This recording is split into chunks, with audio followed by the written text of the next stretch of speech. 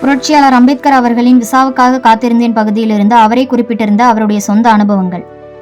ஐரோப்பாவிலும் அமெரிக்காவிலும் நான் தங்கியிருந்த 5 ஆண்டுகளில் நான் தீண்டப்படாதவன் எனும் உணர்வும், இந்தியாவில் தீண்டப்படாதவன் எங்கு சென்றாலும் அவன் தனக்கும் பிறருக்கும் பிரச்சனை எனும் எண்ணமும் மனதை விட்டு அறவே துடை தெரியப்பட்டிருந்தது. நான் லண்டனிலிருந்து திரும்பியதும், இந்தியாவில் ரயில் நிலையத்தை விட்டு வெளியே வந்ததும் யார் என்னை அரவணைத்துக் கொள்வார்கள், நான் எங்கே போவது என்று எனக்குள் பல கேள்விகள் இருந்தது. என் மனம் பெரும் கொதிப்பிற்கு உள்ளானது. விசேஷன் அறியப்பட்ட இந்து விடுதிகள் இருப்பதை நான் அறிவேன். அவை என்னை தங்க அனுமதிக்காது. ஆள்மாறாட்டம் செய்தால் மட்டுமே எனக்கு தங்க இடம் கிடைக்கும். அப்படி செய்ய நான் தயாராகவில்லை. நான் அடையாளத்தை மாற்றி சொன்ன ரகசியம் வெளிப்பட்டு விட்டால் அதையொட்டி ஏற்படக்கூடிய விளைவுகள் எத்தனை மோசமாக இருக்கும் என்று எனக்கு நன்றாக தெரியும். பரோடாவை சேர்ந்த சில நண்பர்களை அறிவேன். அவர்களை நாடினால் என்னை வரவேற்று ஏற்றுக்கொள்வார்களா என்று என்னால் உறுதியாக கூற முடியவில்லை. தீண்டத்தகாத ஒருவனை தனது இல்லத்திற்குள் அனுமதிக்க அவர்கள் அவமானப்படலாம். ரயில் நிலையத்தின் கூரையின் கீழ் நின்றபடி எங்கு போவது, யாரை சந்திப்பது என்று ஒரு கணம் சிந்தித்தேன். ஏதேனும் முகாமில் இடம் கிடைக்குமா என்று விசாரித்து பார்க்கலாம் என்று சிந்தனை வந்தது. அதற்குள் பயணிகள் அனைவரும் கிளம்பியிருந்தார்கள். நான் தனித்து விடப்பட்டிருந்தேன். சவாரி ஏதும் கிடைக்காத வண்டியோட்டிகள் எனக்காக காத்து கொண்டிருப்பதை அவர்கள் பார்வையிலேயே தெரிந்தது. அவர்களில் ஒருவரை அழைத்து முகாமில் உள்ள ஏதேனும் விடுதியை தெரியுமா என்று கேட்டேன். பார்சி விடுதி ஒன்று தெரியும், அங்கே வாடகைக்கு இடம் தருவார்கள் என்று அவர் பதிலளித்தார். பார்சிகளால் நடத்தப்படும் விடுதி என்று கேட்டதும் என் மனம் களிப்படைந்தது. பார்சிகள் ஜொராஸ்ட்ரிய மதத்தை பின்பற்றுபவர்கள். அவர்கள் மதம் தீண்டாமையை அங்கீகரிப்பதில்லை என்பதால் அவர்கள் என்னை தீண்டத்தகாதவனாக நடத்துவார்களோ என்ற அச்சம் எனக்கு தேவையில்லை. உள்ளம் நம்பிக்கையால் பூரிக்க சிந்தை அச்சமின்றி விரிய வண்டியில் என்னுடைய மூட்டை முடிச்சுகளை ஏற்றினேன். பார்சி விடுதிக்கு வண்டியை செலுத்துமாறு வண்டியோட்டி கேட்டுக்கொண்டேன். அவ்விடுதி 2 மாடி கட்டிடம். அதன் தரைத்தளத்தில் வயதான பார்சி ஒருவர் தன்னுடைய குடும்பத்தோடு தங்கியிருந்தார். அவ்விடுதியின் பராமரிப்பாளரான அவர் விடுதிக்கு தங்க வருகிற விருந்தாளிகளுக்கு உணவு பரிமாறி வந்தார். வண்டி விடுதி முன் நின்றதும் அந்த பார்சி பராமரிப்பாளர் என்னை மாடிக்கு போக சொல்லி கையசைத்தார். என்னுடைய மூட்டை முடிச்சுகளை வண்டியோட்டி கொண்டு வர நான் மாடியை நோக்கி நடந்தேன். வண்டியோட்டிக்கு உரிய கூலியை தந்ததும் அவர் கிளம்பினார். இளைப்பாற ஒரு இடமில்லை எனும் சிக்கலிலிருந்து ஒரு வழியாக தீர்வு கண்டுவிட்டேன் என்பதால் மகிழ்ச்சி அடைந்தேன். நிம்மதியாக ஓய்வெடுக்கலாம் என்று உடைமாற்றத் தொடங்கினேன். அதே வேளையில் பராமரிப்பாளர் கையில் ஒரு புத்தகத்தோடு வந்து சேர்ந்தார். பாதி ஆடையை கலைந்த நிலையில் நான் நின்று கொண்டிருந்தேன். நான் பார்சிகள் அணிந்திருக்க வேண்டிய சத்ரா கஸ்தி ஆகிய உடையை அணியவில்லை என்பதை அவர் கண்டுகொண்டார். கூர்மையான துணியில் நான் யார் என்று கேட்டார். நான் இந்து என்றேன். அவர் அதிர்ந்து போனார். நான் விடுதியில் தங்கக்கூடாது என்றார். அவருடைய பதிலால் நான் அதிர்ந்து போனேன். என் உடம்பு முழுக்க சில்லிட்டு உணர்வு தாக்கியது. எங்கே போய் தங்குவது எனும் வினா மீண்டும் என்னை சூழ்ந்து கொண்டது. என்னை ஒரு நிமிடம் ஆசுவாசப்படுத்திக் கொண்டு, நான் இந்துதான் என்றாலும் உங்களுக்கு ஆட்சேபனை இல்லை என்றால் நான் இங்கேயே தங்க விரும்புகிறேன் என்றேன். நீ எப்படி இங்கே தங்க முடியும்? இங்கே யாரெல்லாம் தங்குகிறார்கள் என்று பதிவேட்டில் நான் குறித்து வைக்க வேண்டும் என்றார்.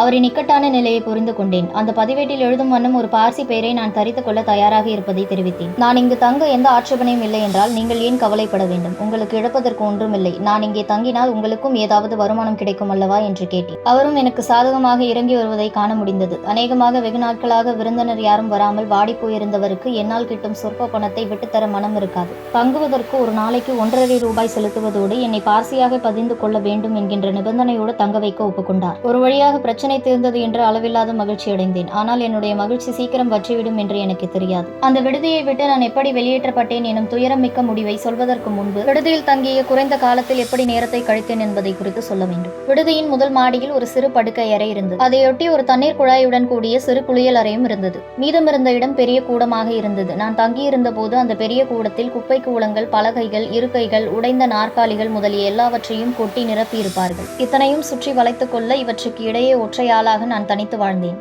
பராமரிப்பாளர் காலையில் ஒரு கப் தேநீரோடு வந்தார். காலை 9:30 மணிக்கு காலை உணவோடு மீண்டும் வந்தார். இரவு 8:30 மணிக்கு இரவு உணவோடு வந்தார். தவிர்க்கவே முடியாத போது மட்டும் அவர் எட்டி பார்த்தார். அத்தகைய வேலைகளில் கூட அவர் என்னோடு எதுவும் பேசவில்லை. எப்படியோ பகற்பொழுதை கடத்தினேன். பரோடா மகாராஜாவால் பொது கணக்காளர் அலுவலகத்தில் பயிற்சி அலுவலராக நியமிக்கப்பட்டிருந்தேன். காலை 10 மணிக்கு விடுதியை விட்டு வெளியேறி இரவு தாமதமாக 8 மணி வாக்கில் திரும்புவேன். விடுதியை விட்டு முடிந்தவரை தள்ளியிருக்கும் நோக்கத்தோடு நண்பர்களின் துணையில் எவ்வளவு நேரம் முடியுமோ அவ்வளவு நேரத்தை செலவிட்டு வந்தேன். இரவை கழிக்க அந்த விடுதிக்கு திரும்ப வேண்டும் என்கின்ற எண்ணம் பெரும் திகில் ஊட்டுவதாக இருந்தது. இந்த வானத்திற்கு கீழே எனக்கென்று ஒதுங்க ஓரிடமும் இல்லாததால் தான் நான் அவ்விடத்துக்கு தங்க திரும்ப வேண்டியிருந்தது. முதல் மாடியின் பெரிய கூடத்தில் என்னோடு அளவலாவ சக மனிதர்கள் யாரும் இல்லை. மொத்த கூடத்திலும் இரவோடு தனிமை அப்பி கிடந்தது. இருட்டை விரட்ட மின்சார விளக்குகளோ ஏன் எண்ணெய் தீபங்கள் கூட இல்லை. என்னுடைய பயன்பாட்டிற்கென்று சிறிய ஹரிக்கேன் விளக்கை பராமரிப்பாளர் கொண்டு வருவார். அந்த விளக்கின் வெளிச்சம் சிறு அங்குலம் கூட தாண்டாது. இருட்டு அறையில் சிக்கிக் கொண்டதாக உணர்ந்தேன். யாரேனும் மனிதர்கள் என்னோடு பேச வரமாட்டார்களா என தவித்தேன். ஆனால் அங்கே யாரும் இல்லை. மனிதர்கள் யாரும் உடனில்லாத நிலையில் புத்தகங்களின் நட்பை நாடினேன். தொடங்கினேன். படித்தேன். ஓயாமல் படித்துக் கொண்டே இருந்தேன். நூல் வாசிப்பில் ஏலெத்து போய் என்னுடைய தனிமையை மறந்தேன். அந்த கூடத்தை வௌவால்கள் தங்களுடைய இருப்பிடமாக ஆக்கிக் கொண்டிருந்தன. இப்படி இருட்டு அறைக்குள் சிக்கியதால் எனக்குள் குமைந்து கொண்டிருந்த துயரத்தையும் கோபத்தையும் அடக்கும் வண்ணம் என்ன இருந்தாலும் இங்கே தங்க முடிகிறது, ஒதுங்குவதற்கு இடமில்லாமல் அல்லாடுவதை விட இது மேலானது என்று தேற்றிக்கொண்டேன். இப்படியே பார்சியாக வெகு காலத்திற்கு வேடமிட்டுக் கொண்டிருக்க முடியாது என்று நான் அறிவேன். அரசாங்க பங்களாவில் இடம் பிடிக்க வேண்டும் என்று முயன்று கொண்டிருந்தேன். ஆனால் தலைமை அமைச்சர் எனது அவசரத்துக்கு தக்கபடி எனது விண்ணப்பத்தை பரிசீலிக்கவில்லை. என் மனு ஒவ்வொரு அதிகாரியாக மெதுவாக நகர்ந்து கொண்டிருந்தது. எனக்கான இறுதி பதில் வருவதற்குள் என் அழிவு நாள் வந்துவிட்டது. அன்றோடு விடுதியில் தங்கி 11 நாட்கள் கழிந்தன. காலை உணவை முடித்துவிட்டு ஆடை அணிந்து கொண்டு அறையிலிருந்து வெளியேறி அலுவலகம் கிளம்ப தயாரானேன். முந்தைய இரவு நூலகத்தில் கடன் வாங்கியிருந்த நூல்களை திரும்ப தருவதற்காக தேடி எடுத்துக் கொண்டிருந்தேன். அப்போது படிக்கட்டில் பல பேர் ஏறி வரும் காலடி சத்தம் பலமாக கேட்டது. ஊரை சுற்றி பார்க்க வந்த பயணிகள் போலும் என்று எண்ணியவாறு அந்த புதிய நண்பர்களை யாரென எட்டி பார்த்தேன். அடுத்த கணமே உயரமான கட்டுக்கோப்பான 1 டஜன் பார்சிகள் கையில் குண்டாந்தடிகளை ஏந்தி கொண்டு என்னை நோக்கி கோபத்தோடு வருவதை கண்டேன். அவர்கள் சுற்றுலா பயணிகள் இல்லை என்று உடனடியாக உணர்ந்து கொண்டேன். அவர்கள் அதனை உறுதிப்படுத்தும் விதமாக என் அறையின் முன்னால் சடசடவென்று குவிந்துவிட்டு, நீ யாரடா, நீ எதற்கு இங்கு வந்தாய், பார்சி பேரை போட்டுக்கிற அளவுக்கு உனக்கு தைரியம் வந்துருச்சா, போக்கிரி, பார்சி விடுதியை தீட்டாக்கிட்டை என்று சரமாரியாக கேள்வி கணைகளை தொடுத்தார்கள்.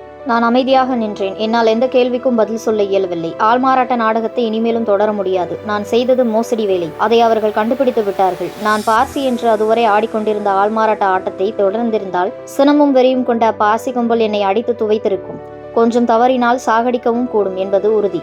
எதிர்ப்பு எதுவும் காட்டாமல் பணிவாக நின்றதோடு அமைதியாகவும் இருந்தது வரவிருந்த பெருங்கேட்டை தடுத்தது. நான் எப்போது அங்கிருந்து கிளம்புவதாக உத்தேசம் என்று ஒருவர் கேட்டார். அந்த கேள்வியில் ஒளிந்திருந்த மிரட்டல் பயங்கரமானது. நான் என் மௌனத்தை கலைத்து என்னை 1 வாரம் தங்க மட்டும் அனுமதிக்குமாறு மன்றாடினேன். அதற்குள் எனக்கு பங்களா ஒதுக்குமாறு கொடுத்திருந்த விண்ணப்பத்திற்கு அமைச்சர் செவிசாய்த்து விடுவார் என்று நம்பினேன். கூடியிருந்த பார்சிகள் நான் சொல்வதை துளியும் கேட்கும் மனநிலையில் இல்லை. எனக்கு கடைசி கெடு ஒன்றை விதித்தார்கள். அவர்கள் மாலை திரும்பி வரும்போது என்னை அந்த விடுதியில் பார்க்கக்கூடாது. நான் என் உடைமைகளை கட்டிக்கொண்டு கிளம்பியிருக்க வேண்டும். இல்லையென்றால் மோசமான விளைவுகளை சந்திக்க வேண்டும் என்று அச்சுறுத்தி அகன்றார்கள். நான் கையேறு நிலையில் நின்றேன். என் இதயம் எனக்குள் மூழ்கியது. நான் எல்லோரையும் சபித்தேன். தேம்பி தேம்பி அழுதேன். என்னுடைய விலைமதிக்க முடியாத சொத்தான என் வசிப்பிடத்தை பிடுங்கிக் கொண்டு விட்டார்கள். அது சிறை கைதியின் அறையை விட எந்த வகையிலும் மேலானது இல்லை. ஆனாலும் அது என்னளவில் பெரிய பொக்கிஷம். அங்கிருந்து பார்சிகள் அகன்ற பிறகு அடுத்து என்ன செய்வது என்கின்ற எண்ணத்தில் மூழ்கி சிறிது நேரம் கழிந்தது. எனக்கு சீக்கிரமே அரசு பங்களாவில் இடம் கிடைத்துவிடும். அத்தோடு என்னுடைய பிரச்சனைகள் எல்லாம் முடிந்துவிடும் என்று நம்பிக்கொண்டிருந்தேன். அதனால் எனக்கு ஏற்பட்டிருக்கும் பிரச்சனை நிரந்தரமானதல்ல. நண்பர்களின் வீட்டிற்கு போவது நல்ல தீர்வாக இருக்கும் என்று எனக்கு தோன்றியது. பரோடா மாநிலத்தில் வாழ்ந்து கொண்டிருந்த தீண்டத்தகாதோரில் எனக்கென்று நண்பர்கள் யாரும் இல்லை. பிற வகுப்பினரில் எனக்கு தோழர்கள் இருந்தார்கள். ஒருவர் இந்து, இன்னொருவர் இந்திய கிறிஸ்துவர். நான் முதலில் இந்து நண்பனை நாடிச் சென்றேன். என்னை பீடித்திருக்கும் துயரத்தை குறித்து அவனிடம் சொன்னேன். அவன் ஒரு உன்னதமான ஆன்மா, எனக்கு தனிப்பட்ட முறையில் அற்புதமான நண்பனும் கூட. என் மீது கோபத்தோடு வெறுப்பை கக்கினான் என்றாலும் போகிற போக்கில் ஒன்றை உதிர்த்தான். நீ மட்டும் எங்க வீட்டுக்கு வந்தா எங்க வேலைக்காரங்க எல்லாம் வேலையை விட்டு நின்றுவாங்க என்று சொன்னான். அந்த குறிப்பை நான் புரிந்து கொண்டேன். இனிமேலும் அவன் வீட்டில் என்னை தங்க வைக்குமாறு வலியுறுத்த வேண்டாம் என்று விட்டுவிட்டேன். எனக்கு இந்திய கிறிஸ்துவ நண்பனின் வீட்டிற்கு போக விருப்பமில்லை. முன்பு என்னை அவன் கிளம்பி வந்து வீட்டில் தங்குமாறு அழைத்தான். நான் பார்சி விடுதியிலேயே தங்கிக் கொள்கிறேன் என்று அவனுடைய அழைப்பை புறக்கணித்தேன்.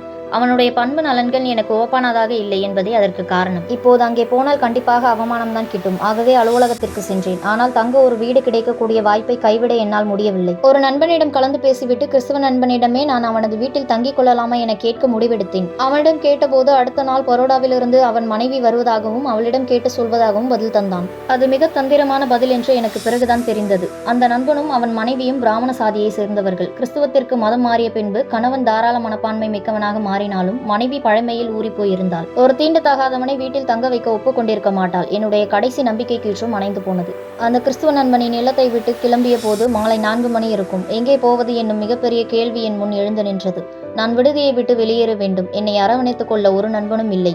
பம்பாய்க்கே திரும்ப செல்வது மட்டுமே எனக்கு இருந்த ஒரே வழி. பம்பாயிலிருந்து பரோடா செல்லும் தொடர் வண்டி இரவு 9 மணிக்கு கிளம்பும். இடையே 5 மணி நேரத்தை எப்படியாவது கழிக்க வேண்டும். எங்கு போவது? நண்பனிடம் போகவா? விடுதிக்கு திரும்ப போகிற அளவுக்கு துணிச்சலை திரட்டிக் கொள்ள தெம்பில்லை. பார்சிகள் திரும்ப வந்து என்னை தாக்கக்கூடும் என்று அஞ்சினேன். என்னுடைய நண்பனை நாடிச் செல்லவும் எனக்கு விருப்பமில்லை. என்னுடைய நிலைமை பரிதாபகரமாக இருந்தாலும் நான் யாருடைய பரிதாபத்துக்கும் உரியவனாக இருக்க விரும்பவில்லை. நகர எல்லைக்கும் கேம்பிற்கும் இடையே இருந்த காமதி பார்க் எனும் பொது பூங்காவில் 5 மணி நேரத்தை போக்க முடிவெடுத்தேன். மனதில் பாதி வெறுமையோடும் மீதி எனக்கு ஏற்பட்ட குறித்த சிந்தனையால் ஏற்பட்ட துயரத்தோடும் அப்படியே உட்கார்ந்தேன். உற்ற துணை யாருமின்றி பரிதவிக்கும் குழந்தை போல் என் மனம் அப்பா அம்மாவை தேடியது. இரவு 8 மணிக்கு பூங்காவை விட்டு வெளியே வந்தேன். விடுதி நோக்கி வண்டியில் சென்று பெட்டி படுக்கைகளை எடுத்துக்கொண்டேன். விடுதியின் பராமரிப்பாளர் வெளியே வந்தார். எங்களுக்குள் எந்த வார்த்தையையும் நாங்கள் பரிமாறிக்கொள்ளவில்லை. என்னுடைய இக்கட்டான நிலைக்கு அவரும் ஒரு வகையில் காரணம் என்று அவர் உணர்ந்தார். அவருக்குரிய கட்டணத்தை செலுத்தினேன். அவர் அமைதியாக அதை வாங்கிக் கொண்டார். அவரிடமிருந்து மௌனமாக விடை பெற்றேன். நான் பரோடாவிற்கு அத்தனை நம்பிக்கையோடு போயிருந்தேன். எனக்கு எத்தனையோ வேலை வாய்ப்புகள் தேடி வந்தன. அது உலக போர் காலம். இந்திய கல்வி கல்வி பணியில் அத்தனை காலியிடங்கள் இருந்தன. இவை எவற்றையும் நான் ஏறெடுத்தும் பார்க்கவில்லை. என்னுடைய கல்வி செலவை கவனித்துக் கொண்ட பரோடா மன்னருக்கே முதல் சேவை புரிய வேண்டும். அதுவே என் கடமை என கருதினேன். வெறும் 11 நாட்களுக்குள் பரோடாவிலிருந்து விரட்டியடிக்கப்பட்டு நான் பம்பாயிற்கே திரும்ப வேண்டியிருக்கிறது. 18 ஆண்டுகள் ஆன பின்பும் கையில் குண்டாந்தடிகளோடு என்னை அச்சுறுத்துகிற நோக்கத்தோடு வரிசை கட்டி நிற்கும் பார்சிகள். அவர்கள் முன் குலை நடுங்கி கருணைக்கு இறைஞ்சும் பார்வையோடு நான் நிற்கும் காட்சி எல்லாம் நேற்று நடந்ததைப் போல என் கண்முன் நிற்கின்றன.